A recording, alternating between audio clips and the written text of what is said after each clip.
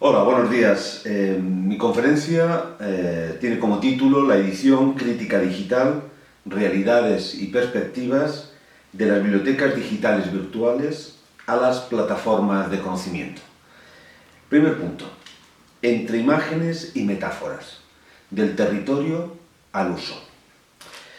La revista Time elige cada diciembre la persona del año entre aquellos que hayan tenido una mayor repercusión y presencia en los medios, entre aquellas personas que permitan entender la singularidad de un determinado año. Elección que realizan los editores y periodistas de la publicación y cada vez más los lectores, que son más participativos. Así lo viene haciendo desde el año 1927, cuando se nombró Hombre del Año al aviador y aventurero Charles Lindbergh, que hizo el trayecto de Nueva York-París en solitario. Lindbergh se convirtió en una leyenda con tan solo 25 años. Curiosidades de la vida, uno de los últimos hombres o personas del año fue Mark Zuckerberg, fundador de Facebook, que tenía tan solo 26 años cuando fue nombrado en el 2010. Y en medio encontramos a políticos como Roosevelt, Hitler, Stalin, Eisenhower, Truman, Churchill, Kennedy, Willy Brandt, Reagan, Clinton, Bush, Obama o el propio Trump, sin olvidar figuras como Gandhi, Juan XXIII, Martin Luther King o Juan Pablo II. Es muy interesante el espejo que nos ofrecen las portadas del Time, en donde la informática ha aparecido en dos ocasiones. Dos ocasiones que marcan también en sus imágenes los grandes cambios que estamos viviendo en nuestros hábitos, en nuestros modos de trabajar, de comunicarnos, de relacionarnos y de comprender el mundo. En el año 1982, en vez de persona del año, tendremos máquina del año, el ordenador, tal y como aparece en la portada del primer número de 1983. Para representar el ordenador como concepto, la máquina del año, y no un ordenador particular, la revista se valió de dos esculturas en que se nos muestra a un hombre y a una mujer en espacios cotidianos antes que en un despacho o en una oficina.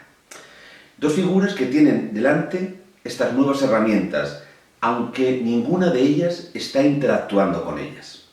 La mujer, incluso sentada en un cómodo sillón, está con una taza de té o quizás de café en una mano y mirando al ordenador, a ese pequeño ordenador que hay sobre una mesilla, no sé si con recelo o con hastío o con cierto aburrimiento.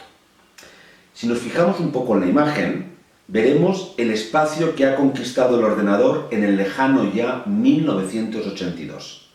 El del trabajo. En las dos pantallas dibujadas aparecen gráficos y columnas de datos, nada de textos. En el año 2006, la persona del año será You.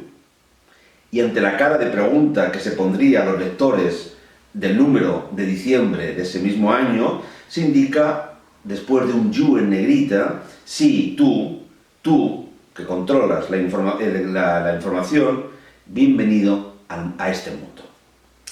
Y si en la portada de 1982, en el primer año de 1983 del Times, destacaban las dos esculturas estáticas ante la presencia de los ordenadores, casi 25 años después, que son los 25 años del triunfo de la tecnología informática en nuestras vidas, en nuestra sociedad, el ordenador, una gran pantalla de ordenador, es la que ocupa toda la imagen.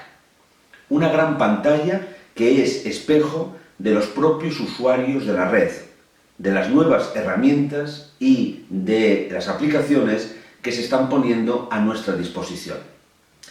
Desde el triunfo de la web 2.0, el usuario no solamente será quien utilice esta tecnología, sino también quien sea el creador de los contenidos. En estas dos imágenes, precisamente en estas dos portadas del The Time, en 1982, 2007, En estos casi 25 años que la separan, están fraguados algunos de los cambios fundamentales que estamos viviendo en la creación, conservación y difusión de la información y con él del conocimiento. Unos cambios que tienen que ver con aspectos económicos, la accesibilidad cada vez mayor a diferentes soportes y herramientas, unos aspectos de cambios de hábitos de trabajo y de vida, pero sobre todo con un cambio generacional. En 1982 se constató un hecho: la presencia del ordenador en la vida, más allá de esos enormes ordenadores de las grandes corporaciones administrativas, militares o empresariales. En el año 2005, esta presencia ya se ha consolidado como habitual, propia de todos los ámbitos de nuestra vida. Se le atribuye al escritor y divulgador y creador de videojuegos Marc Prensky la metáfora de nativos e inmigrantes digitales para mostrar dos modelos de usuarios de las tecnologías informáticas. Por un lado, aquellos que han nacido, crecido y aprendido en un entorno digital, obviamente los nativos, y aquellos otros que nos hemos tenido que adaptar a este nuevo entorno, pues nuestro nacimiento, crecimiento y aprendizaje proceden de un ámbito analógico y audiovisual. Obviamente, los inmigrantes. La metáfora nos retrotrae al año 2001 y venía a explicar uno de los grandes problemas del sistema educativo de Estados Unidos por aquellos años: la imposibilidad que tenían los profesores de comunicarse con sus estudiantes. Así lo decía Prensky: el problema más importante que enfrenta hoy la educación es que nuestros profesores inmigrantes digitales, que hablan una lengua anticuada, la de la era predigital, están luchando para enseñar a una población de nativos digitales que habla una lengua completamente nueva. La metáfora de nativos e inmigrantes digitales evoca, sin quererlo, territorios, espacios de poder, de categorías, y sigue la senda de los cantos de la revolución democratizadora del saber gracias a la informática que habían florecido en los años 80 y 90 del siglo XX. En la metáfora de nativos e inmigrantes digitales pervive la visión de un territorio ideal, donde todo es posible para sus moradores, para sus nativos digitales, y que con mucho esfuerzo podrá ser parcialmente disfrutado y ser apropiado por los inmigrantes, es decir, por aquellos que procedemos de territorios con menos oportunidades. A fin de cuentas, la inmigración es siempre un desarraigo.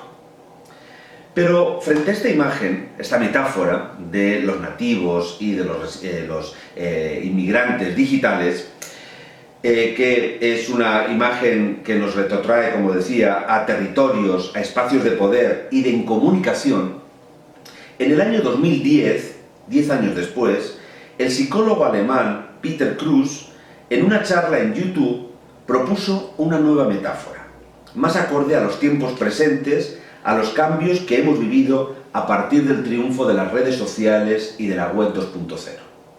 La de residentes y visitantes digitales. Un residente digital vive en la red, accede y crea información en la red, se comunica en la red, deja memoria de su identidad en la red, con destrezas que poco a poco va adquiriendo porque el propio medio le impone inmediatez de publicación y difusión, multitarea, procesamiento en paralelo o acceso en línea a miles de fuentes de información y conocimiento.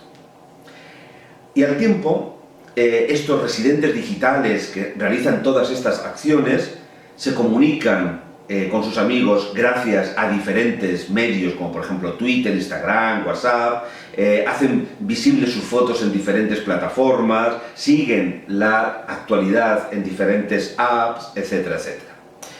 Frente a esto, tenemos el visitante digital, El visitante digital, muchas de estas destrezas y de muchas de estas herramientas no le son desconocidas, pero las utiliza, si lo hace, de una manera esporádica, limitando su actividad en la red a la comunicación, el uso masivo del correo electrónico, a veces casi obligado por el trabajo, y algunos servicios que le ofrecen una ventaja económica.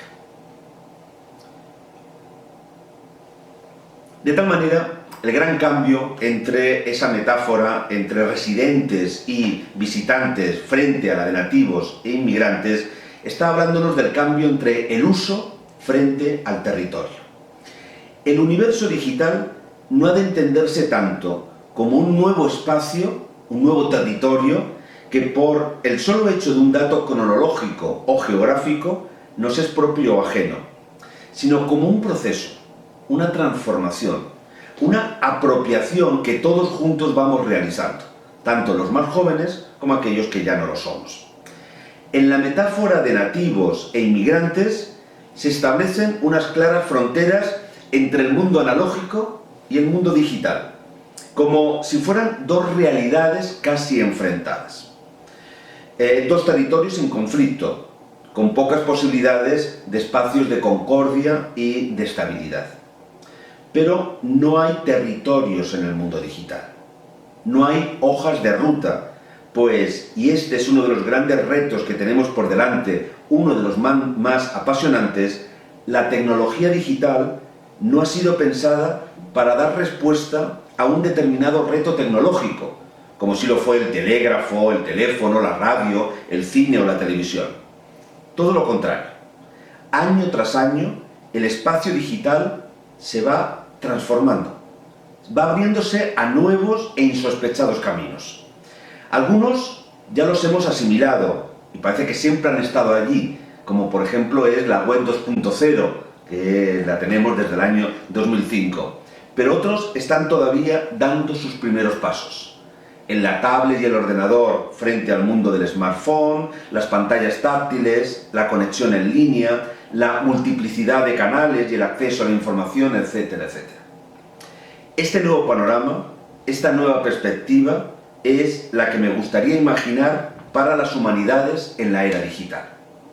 No tanto un espacio de dos territorios casi en estado de guerra o en una paz muy inestable, sino un espacio común, donde las humanidades y la tecnología digital, es decir, las conocidas como humanidades digitales, adquieran por fin el lugar que la nueva sociedad de la información y del conocimiento está demandando. Un espacio propio, un espacio de diálogo, un espacio que no esté marginado en los centros de investigación, en la docencia de las universidades.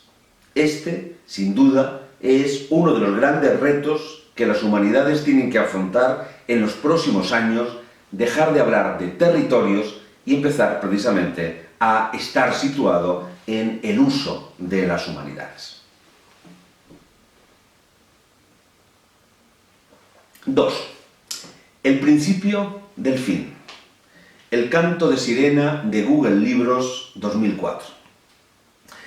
A la hora de analizar las diferentes bibliotecas digitales que comenzaron a proliferar en la red a partir de los años 90 del siglo XX y que solamente hoy en día unas pocas permanecen activas o simplemente accesibles, en aquel momento, para ver ese panorama, hacía la distinción entre bibliotecas digitales virtuales, es decir, aquellas que están más apegadas a reproducir de manera digital los objetos que han permitido en el tiempo la difusión de los textos en el ámbito analógico, es decir, los rollos, pero sobre todo los códices y los libros impresos, y por otro lado estarían las bibliotecas digitales textuales, aquellas que difunden los textos al margen de los testimonios que lo han difundido en su momento y de acuerdo a las diferentes metodologías de la crítica textual que tenemos a nuestra disposición. Las primeras, las bibliotecas digitales virtuales, estaban más vinculadas a los centros bibliográficos como archivos y bibliotecas.